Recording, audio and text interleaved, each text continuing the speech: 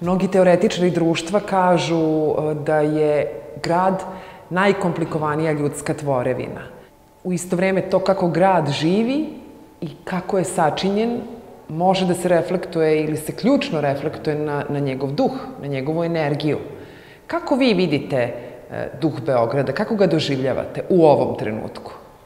U pravu ste, grad jeste složena tvorevina i čini mi se da taj duh grada, svakog grada, pa i Beograda, zavisi od nekih njegovih kulturnih slojeva, u stvari, i od nekog trajanja kroz vreme.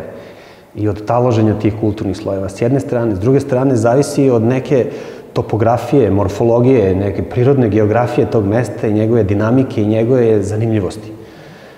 I konačno zavisi od urbanog karaktera, od te fizionomije izgrađenog grada.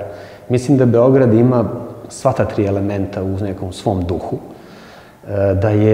da se jasno mogu iščitati istorijski slojevi i kulturni slojevi i to smo na početku razgovora pomenuli u stvari koliko je važan taj kontinuitet i ta slojevitost za jednu njegovu fizionomiju. Mislim da je on tu dosta interesantan i da je sigurno to jedan od elemenata njegovog karaktera. S druge strane ima jednu fantastičnu morfologiju, dve reke različitog karaktera, ravnicu i uzburkani predeo. Znači to je neka geografska, morfološka karakteristika koja mu daje na specifičnosti, jako daje na specifičnosti i na interesantnosti, intrigantnosti. I ima taj urbani karakter koji je, čini mi se, kroz istoriju stalno bio razapet stilski između moderne i tradicije.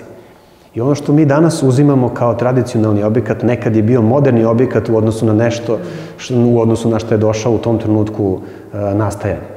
Tako da ta sukcesija tih stilskih slojeva i taj dijalog između Novog Beograda, Starog Beograda, gradske matrice, nove arhitekture, stare arhitekture, čini jednu njegovu uzburkanu stilsku specifičnost koja je privlačna. I plus ljudi, njihove navike, njihove gostoprimstvo, njihova otvorenost.